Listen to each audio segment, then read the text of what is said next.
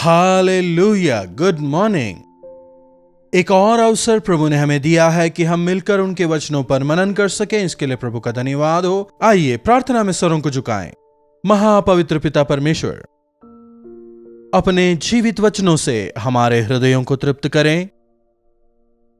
वचनों में दृढ़ होकर, आपके गवाह होकर, आपसे प्रेम करते हुए आपके नाम को महिमित करने का अनुग्रह हमें दें। प्रार्थना यीशु के नाम से मांगते हैं, आमीन। कैसे हैं आप लोग? क्या पादरी साहब आप हमेशा प्रश्न ही करते हैं? सवाल जो हैं, यदि हम उन्हें सही से लें तो काफी उपयोगी साबित हो सकते हैं। जब हम सवालों के जवाब देते हैं तो हम बेहतर तैयार होते हैं, अपनी स्थिति हम जान पाते हैं, अपने आप को बेहतर समझते हैं। लेकिन अगर आज आप किसी से सवाल करें तो सामने वाला 10 सवाल खड़े करेगा। एक सवाल को क्या चाहिए? जवाब ना। लेकिन अगर आप एक सवाल करें तो जवाब में 10 सवाल मिलेंगे। यही इंसान का चरित्र है। समझ रहे हैं? अपने बच्चों को ही ले लीजिए। थोड़े बड़े हो जाने के बाद, टीनेज वगैरह में आ जाने के बाद, कहां गए थे? आपको क्या मतलब है? उल्टा जवाब है कि नहीं? अरे ध्यान से रहना, सावधान रहना। हां हां, हम जानते हैं, आप अपना ध्यान रख लेना। यही जवाब मिलेगा। तुम्हें क्या बुद्धि नहीं है? आप में है। यही जवाब मिलेगा। ऐसे हम अपने बच्चों से कई सारे सवाल करते रहते हैं। अरे कहां गए थे? खाना खाया कि नहीं? लेट क्यों हो गए? रात को लेट क्यों सोए? सुबह जल्दी क्यों नहीं उठे? है कि नहीं? ऐसे कई सवाल करते हैं। एक दो सवाल नहीं, कई सवाल करते होंगे। मेरे बताने की जरूरत नहीं, आप खुद ही जानते हैं ना। बच्चों की छोड़िए, कई पति पत्नी एक दूसरे से सवाल करते रहते हैं। तुमने ये क्यों किया? तो तुमने ये क्यों किया? तुम तुम्हारा काम देखो तो तुम तुम्हारा काम देखो। फिर अगर हम पॉलिटिक्स की बात करें तो फिर कहने की ही जरूरत नहीं। केवल हमारा देश ही नहीं, दुनिया भर में पॉलिटिशियंस की हालत लगभग एक जैसी ही है। ऑपोजिशन अगर रूलिंग पार्टी से सवाल करे, उसके एवज में सवाल ही मिलेगा।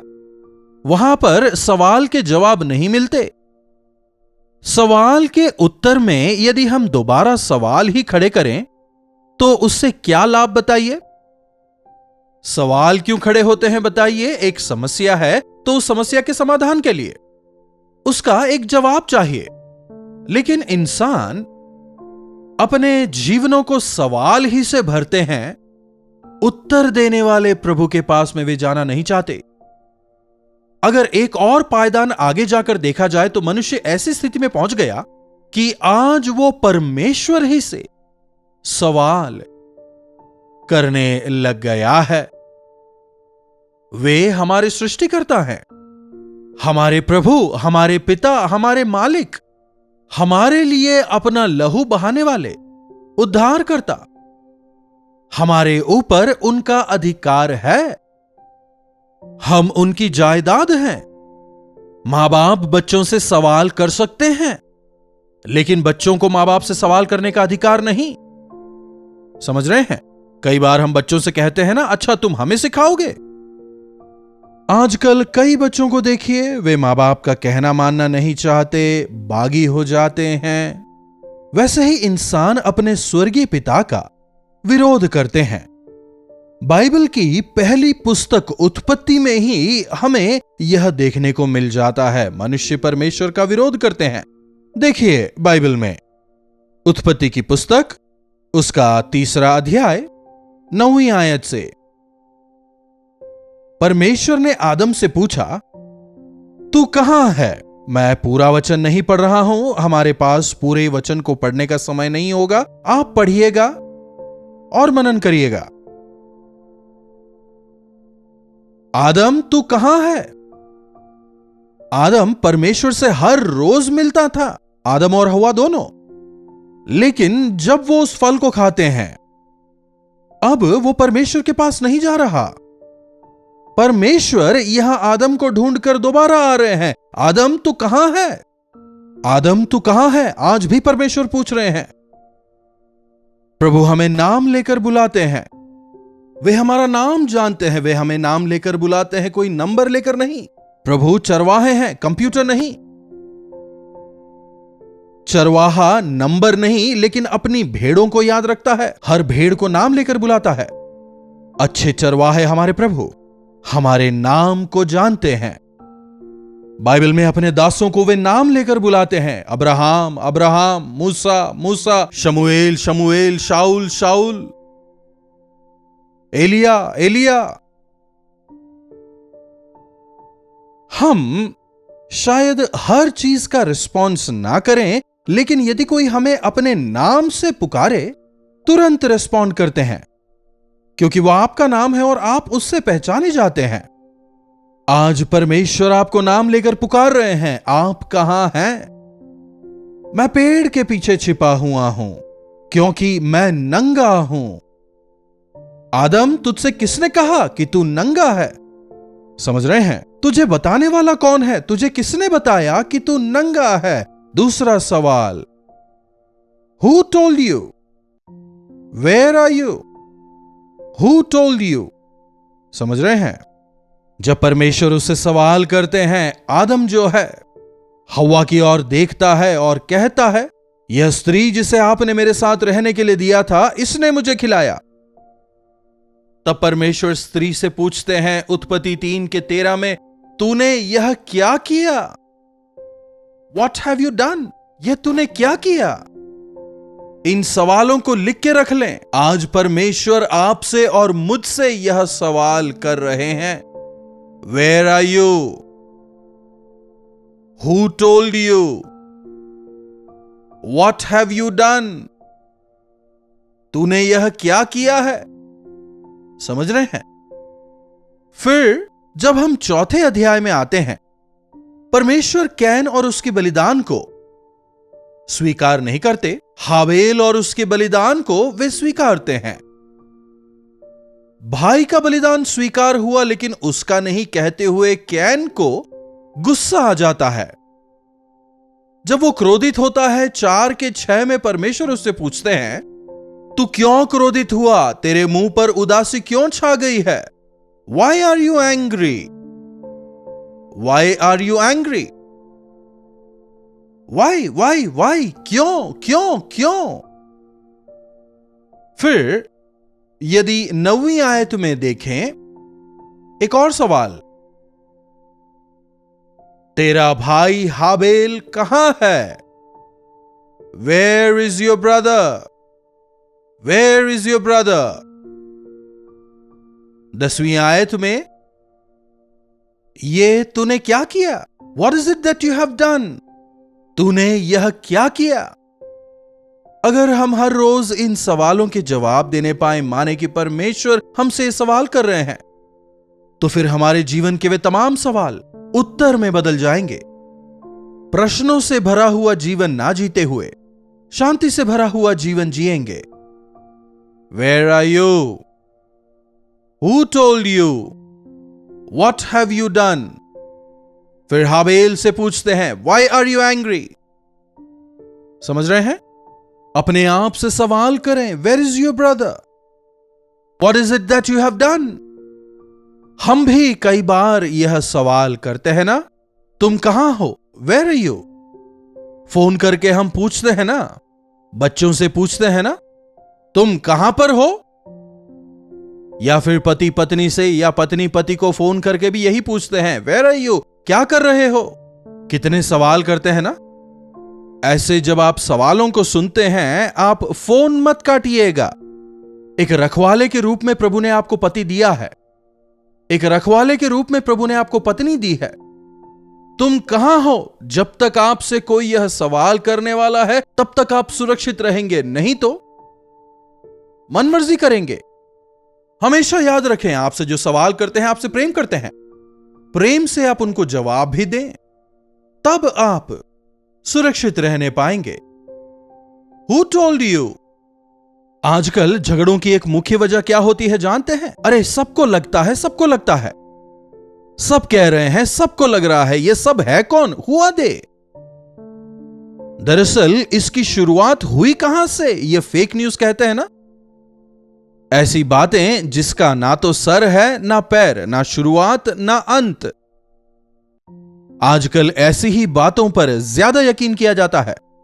बाहर वालों की बातें सुनकर पति पत्नी के ऊपर, पत्नी पति के ऊपर, दोस्त आपस में नाराज होते हैं। बिना सर पैर की बातें आप मानते क्यों हैं?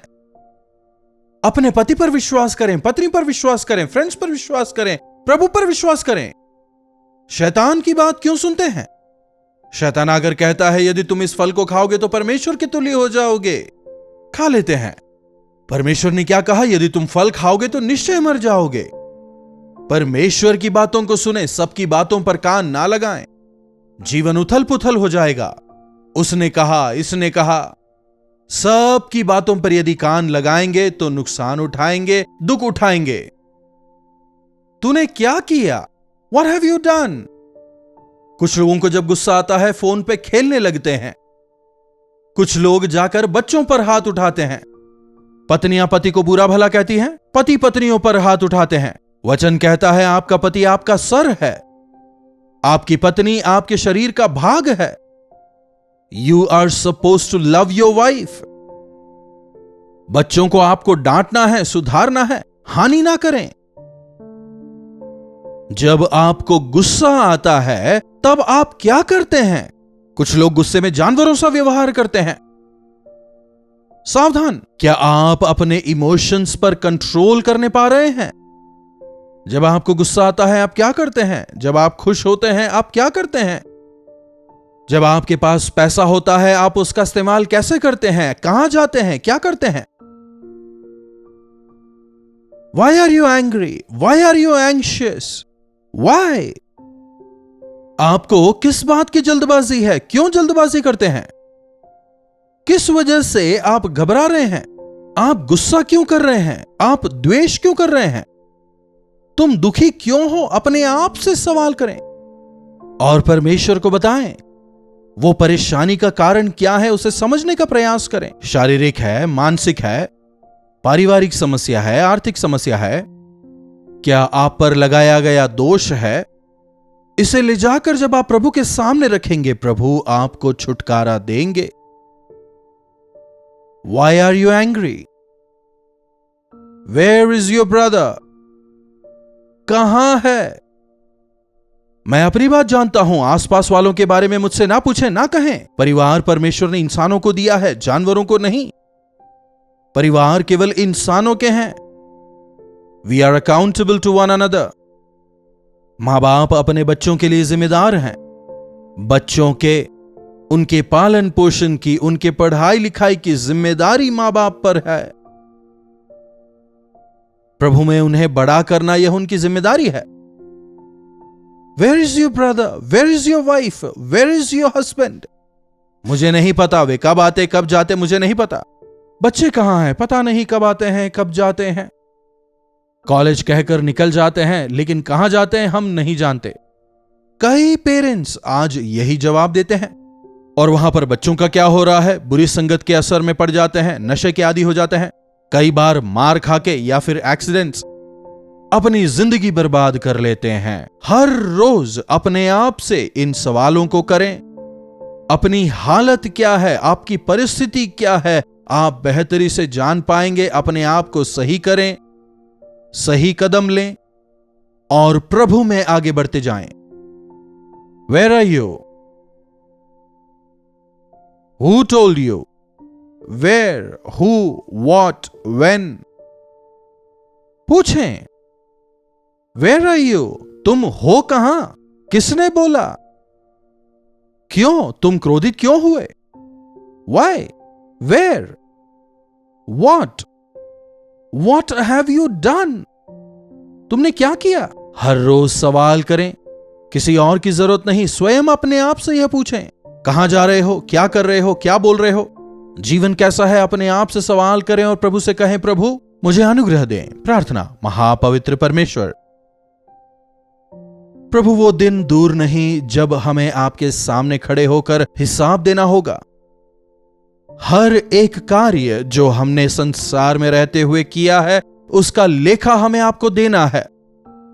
इस बात को जानकर, इस बात को समझकर हर रोज अपने आप को जांचते परखते हुए यह सवाल जो आज हमने आपके वचन से सुने, खुद इन सवालों को करते हुए अपने आप को जांच कर परख कर आपके सामने रखते हुए आपके अनुग्रह को पाकर जहां जरूरत है वहां अपने आप को सुधार कर आपकी महिमा में आगे बढ़ने का अनुग्रह दें। प्रार्थना यीशु के नाम से मांगते हैं, आमीन। अब हमारे पिता परमेश्वर का प्रेम, प्रभु यीशु मसीह का अनुग्रह, पवित्र आत्मा की संगति और सहभागिता हमें से प्रत्येक के साथ आज, कल और सर्वदा बनी रहे, आमीन। प्रभु परमेश्वर की महिमा हो। अपने प्रार्थना विषयों को आप हमें 9884907779 पर व्हाट्सएप, वॉइस मैसेज या टेक्स्ट द्वारा भेज सकते हैं। हमें आपसे सुनकर, आपके बारे में जानकर, आपके साथ मिलकर आपके छुटकारे के लिए प्रार्थना करने में काफी प्रसन्नता होगी। प्रभु अवश्य आपके जीवनों में अपने समय पर चमत्कार करेंगे। यदि आपने अब तक चैनल को सब्सक्राइब नहीं किया है तो सब्सक्राइब करें। जरूरतमंदों के साथ आप इसे शेयर भी कर सकते हैं। साथ ही साथ आप इसे लाइक करना भी मत भूलिएगा। इन्हीं वचनों के साथ आज मैं आपसे विदा लेना चाहूंगा। प्रभु परमेश्वर का अनुग्रह हम सबों पर निरंतर बना रहे।